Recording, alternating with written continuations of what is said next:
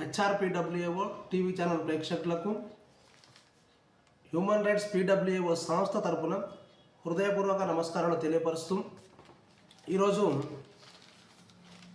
మనము ఆంధ్రజ్యోతి పేపర్లో మన రాజ్యాంగ సంరక్షణ గురించి ఒక అంశం ఉంది, చూద్దాం. రాజ్యాంగ పరిరక్షణ ప్రతి పౌరుని బాధ్యత అని హైకోర్టు తాత్కాలిక ప్రధాన న్యాయమూర్తి జస్టిస్ సుజాయ్ పాల్ అన్నారు. ఏమన్నారు జస్టిస్ సుజాయ్ పాల్ గారు? రాజ్యాంగ పరిరక్షణ ప్రతి పౌరుని బాధ్యత అని హైకోర్టు తాత్కాలిక ప్రధాన న్యాయమూర్తి జస్టిస్ సుజాయ్ పాల్ అన్నారు. బ్రిటిష్ ప్రభుత్వం ఇండియన్ నేషనల్ ఆర్మీ అధికారులపై పెట్టిన రాజద్రోహం కేసులను ఎలాంటి కాగితం ముక్కను చూడకుండానే 2 రోజుల పాటు వాదనలు వినిపించిన స్వాతంత్ర్య సమరయోధుడు న్యాయవాది భూలాభాయి సేవలను గుర్తు చేస్తూ ఆయనను ఆదర్శంగా తీసుకోవాలని కోరారు. ఆదివారం హైకోర్టు ప్రాంగణంలో జరిగిన గణతంత్ర ఉత్సవాలలో జాతీయ జెండాను ఎగురవేసిన అనంతరం ఆయన ప్రసంగించారు. జాతీయ లోక్ అదాలత్లో అత్యధిక కేసులు పరిష్కరించడం ద్వారా తెలంగాణ లీగల్ సర్వీస్ అథారిటీ దేశంలో మొదటి స్థానంలో నిలిచిందని వెల్లడించారు. హైకోర్టు బార్ అసోసియేషన్ అధ్యక్షుడు రవీందర్ రెడ్డి, బార్ కౌన్సిల్ సభ్యుడు విష్ణువర్ధన్ రెడ్డి, అడ్వకేట్ జనరల్ సుదర్శన్ రెడ్డిలు ప్రసంగించారు. జడ్జి గారు, మన ప్రధాన న్యాయమూర్తి సుజయ్ పాల్ గారు, మీకు మా యొక్క చేతులెత్తి 1000 ప్రణామములు చేస్తూ మా యొక్క హ్యూమన్ రైట్స్ పిడబ్ల్యూఏఓ సంస్థ యొక్క విన్నపం ఏంటంటే, మీరు ఇక్కడ ఒక మాట అన్నారు, దేశంలోనే అత్యధిక కేసులు పరిష్కరించడం ద్వారా తెలంగాణ లీగల్ సర్వీస్ అథారిటీ దేశంలోనే మొదటి స్థానంలో నిలిచిందన్నారు. కంగ్రాట్స్ దీనికి. అయితే లీగల్ సర్వీస్ అథారిటీ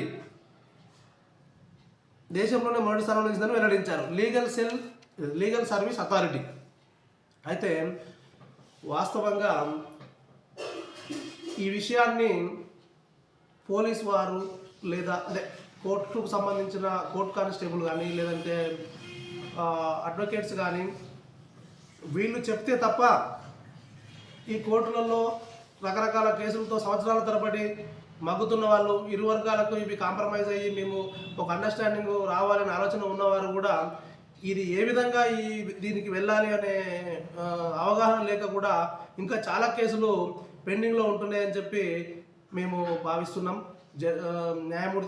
ప్రధాన న్యాయమూర్తి గారు, మీరు ఈ లీగల్ సెల్ అథారిటీ విషయంలో రాష్ట్ర వ్యాప్తంగా పారాలీగల్ వాలంటీర్స్ని, గ్రామానికి ఒక పారాలీగల్ వాలంటీర్స్ని నియమించేలాగా మీరు కొంచెం మీ వంతుగా మీ పాత్రను మీరు వహించి ఈ విషయం మీద ప్రజలకు సరైన అవగాహన కలిగించి అందులో భాగంగానే ప్రజలకు హక్కుల పట్ల అవగాహన కలిగిస్తూ గ్రామానికి ఒక పారాలీగల్ వాలంటరీ కనుక ఉన్నట్లయితే